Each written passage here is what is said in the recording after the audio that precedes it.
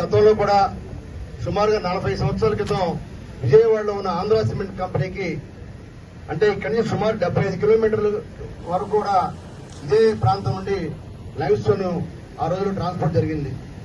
మరి అటువంటి ట్రాన్స్పోర్టేషన్ దూర ప్రాంతాల నుండి వెళ్తే సిమెంట్ ప్రొడక్షన్ కి కాస్ట్ ఆఫ్ ప్రొడక్షన్ ఎక్కువ అవుతుంది కాబట్టి మరి పర్యావరణం కూడా అక్కడ ఇబ్బంది రాకుండా అంత దూర ప్రాంతాలకు వెళ్లకుండా మనకి సిమెంట్ కంపెనీ ఇక్కడే పెట్టాం.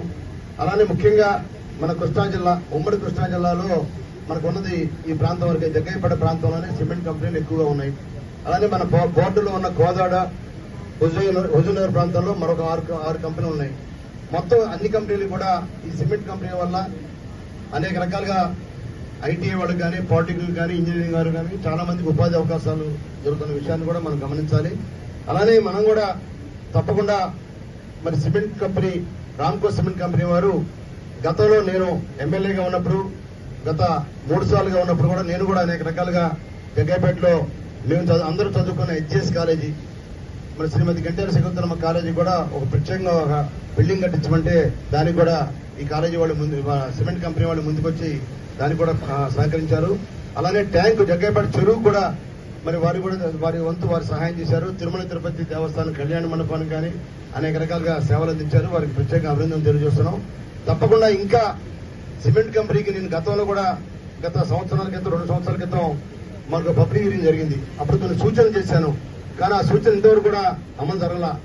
ఇక్కడ మేము అడిగేది ఏంటంటే రాజ్యపాలయంలో మీ కంపెనీకి రాజ్యపాలయంలో ఏదైతే ఒక కాలేజీ ఏర్పాటు చేశారో ఆ కాలేజీ టెక్నికల్ కాలేజీ ఇంజనీరింగ్ కళాశాల అక్కడ జగ్గయ్యపేటలో కూడా మీ మేనేజ్మెంట్ మీ ప్రాంతంలో మీకు కొన్ని వేల ఎకరాలు ఉంది. ఇక్కడ ఈ ప్రాంతంలో ఒక కాలేజీని ఏర్పాటు చేయమన్నాం.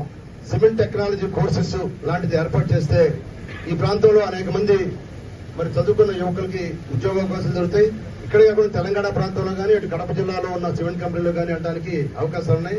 మనకి ఇక్కడ అన్నిటికీ అనువైన ప్లేస్ ఇది. రామ్కో సిమెంట్ ప్లేస్ ఉంది. మీకు చక్కగా ఏర్పాటు చేయడానికి మీకు రామ్కో వాళ్ళు రాజ్యపాలెంలో చదువుకున్న వాళ్ళకి ఇక్కడ కూడా ఉద్యోగాలు ఇస్తున్నారు.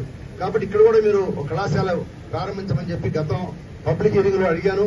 తప్పకుండా చేస్తామని చెప్పి ఆ రోజు వాగ్దానం చేశారు. కానీ నేటి వరకు కూడా దాన్ని ప్రారంభించరు. తప్పకుండా మీరు ఎడ్యుకేషన్ కి బాగా ప్రాధాన్యత ఇస్తున్నారు కాబట్టి తప్పకుండా దాన్ని పరిశీలించమని అడుగుతున్నాం. కొంత రెండోది ఈ పర్యావరణాన్ని కాపాడటం కోసం కనీసం జగ్గయ్యపేట నియోజకవర్గంలో 1,00,000 మొక్కలు 1 lakh ట్రీస్ మీరు ఏర్పాటు చేయండి. ఏర్పాటు చేసి దానికి ప్రత్యేకంగా ట్యాంకర్లు పెట్టి ఆ నీటి మన మొక్కలను పూర్తి స్థాయిలో పెరిగేంత వరకు కూడా మీరు బాగా కృషి చేయాలి మేనేజ్మెంట్. దానివల్ల పర్యావరణం కూడా పూర్తిగా పరిరక్షణకి మంచి అవకాశం ఉన్నది. కనీసం 1,00,000 మొక్కలు మీరు పెంచడానికి, ఎందుకంటే వీళ్ళ మీ సిఎస్ఆర్ ఫండ్స్ ఉన్నాయి.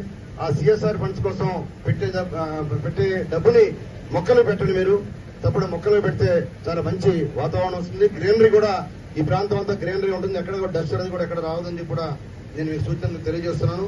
అలానే దీనికని చెప్పి ప్రత్యేకమైన నివేదిక తయారు చేసి ఏ విధంగా చేస్తే భారత ప్రభుత్వం యొక్క నిబంధనల ప్రకారము గ్రౌండ్ వైబ్రేషన్స్ భూ ప్రకంపనలని నియంత్రణ చేయగలుగుతాము. ఆ విధంగానే